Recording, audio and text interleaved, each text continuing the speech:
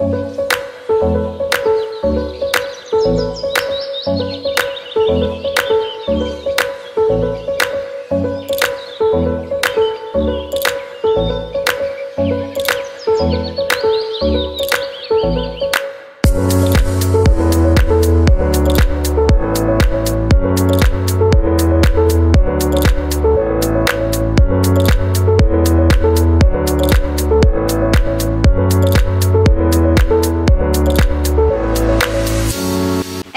se retrouve aujourd'hui pour une nouvelle vidéo de petits cookies pour Pâques. Donc c'est une carotte en pâte d'amande avec un gâteau pour faire la terre style Oreo, une ganache au chocolat et une pâte sablée style cookies, pâte sablée pour faire le côté pot.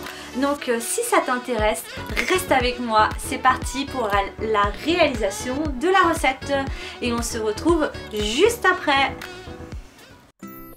Pour réaliser la pâte à cookies, il vous faudra 100 g de sucre blanc, 100 g de sucre roux, 250 g de farine, 5 g de levure chimique, un œuf, 100 g de beurre fondu, et 100 g de pépites de chocolat ou de chocolat entier haché.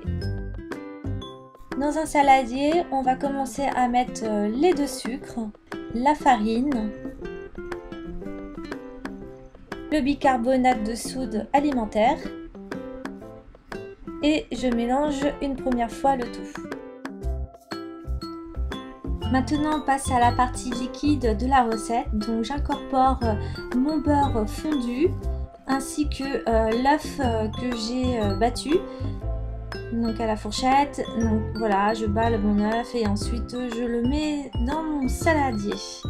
Juste avant de mettre les pépites de chocolat, je vais mélanger une seconde fois ma préparation et ensuite je vais pouvoir incorporer mes pépites de chocolat.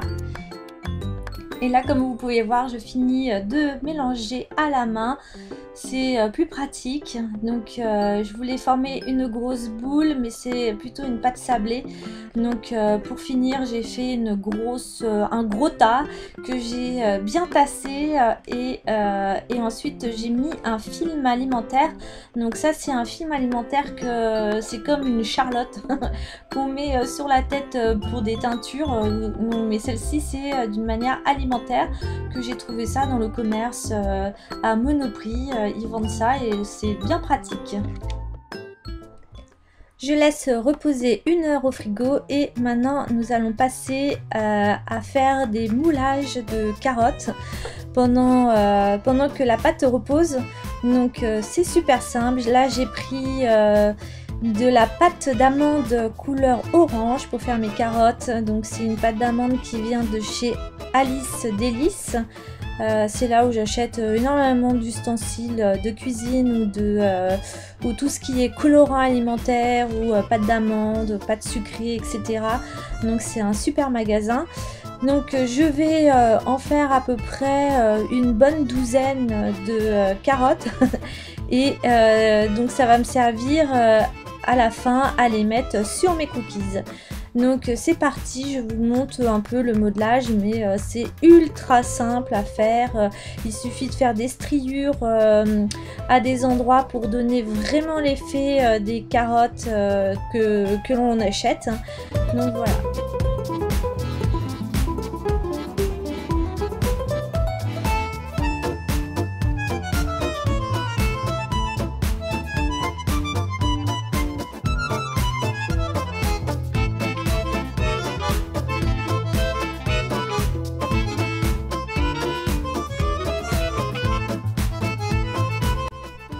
Une fois que vous avez réalisé toutes les petites carottes, donc là je vous montre, j'ai acheté dans le commerce une botte de carottes et j'ai récupéré les fans, et avec les fans je vais les découper en tout petits morceaux. Je vais récupérer vraiment quelques feuilles et je vais prendre une carotte où je vais faire un trou à l'aide de ce que vous voulez, d'un cure-dent. Là ici c'était une barre de sucette, et du coup voilà, je mets une petite fan de carotte au bout, et ça fait vraiment ça fait l'effet quoi, ça fait l'effet des carottes, et c'est trop mignon.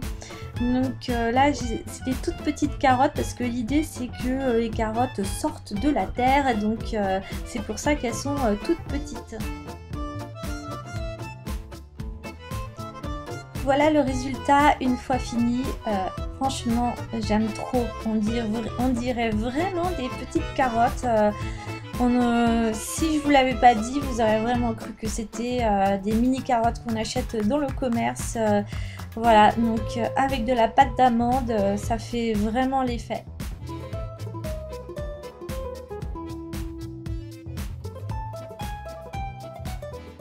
La pâte à gâteau est prête, elle a reposé 1 heure, donc là elle est un peu dure parce qu'elle sort du frigo. Donc je vais essayer de la modeler un peu dans les trous. Donc là j'ai choisi un moule pour muffins, hein, mais vous pouvez choisir un moule par exemple pour faire des cannelés, quelque chose un peu plus profond, mais là c'est en version petit, c'est des miniardises. Vous pouvez très bien réaliser cette recette en plus grosse quantité et du coup avec des plus gros moules, et du coup faire des carottes beaucoup plus grandes. Mais ici j'ai choisi de faire en petit format. Donc là ce que j'essaye de faire, c'est que je prends une boule et que ensuite je vais faire un creux à l'intérieur, puisque par la suite je vais rajouter une ganache au chocolat.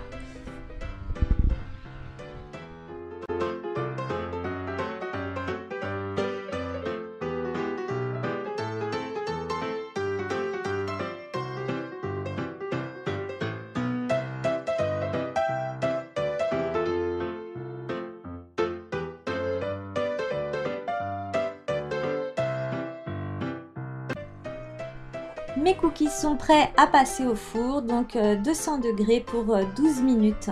Une fois sortis du four, vos cookies ont gonflé, donc vous allez repasser avec une mini verrine par-dessus chaque cookies pour former un creux.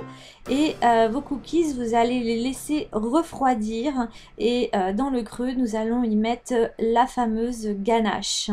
Alors pour la ganache, vous allez avoir besoin de 100 g de crème liquide entière, minimum 30% de matière grasse pour qu'elle soit bien onctueuse.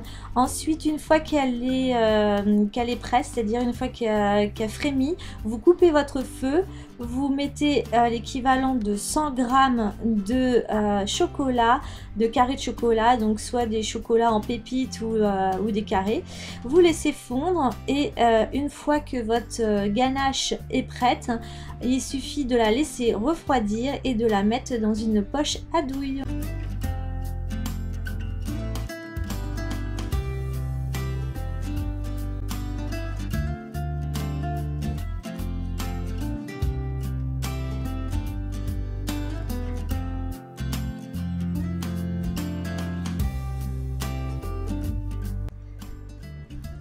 C'est parti pour la dernière étape de ma préparation de mes cookies. Donc là, il s'agit des sablés de chez Gerblé. Donc je vais retirer la partie blanche et utiliser que la partie noire du sablé, que je vais tout simplement réduire en poudre.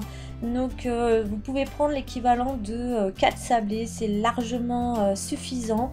Donc j'émiette le tout entre mes doigts, et voilà, ça fait un effet un peu comme si c'était de la terre, et c'est ce qui va rendre le gâteau le plus vrai possible de la réalité.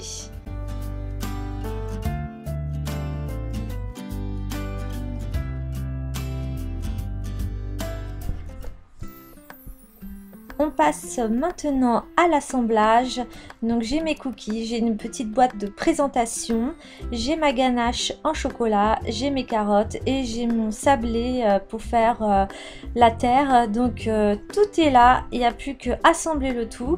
Donc en premier je prends un cookies, je garnis généreusement de ganache en chocolat.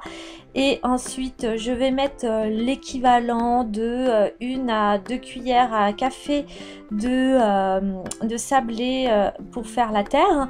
Et je vais rajouter au centre une petite carotte. Et voilà, le cookies est déjà prêt. Et il ne reste plus qu'à la mettre dans cette boîte. Vous pouvez très bien choisir un panier en osier. Donc moi là j'ai mis une toile de jute dans le fond et pour que ça fasse plus naturel. Et je répète l'opération jusqu'à la fin.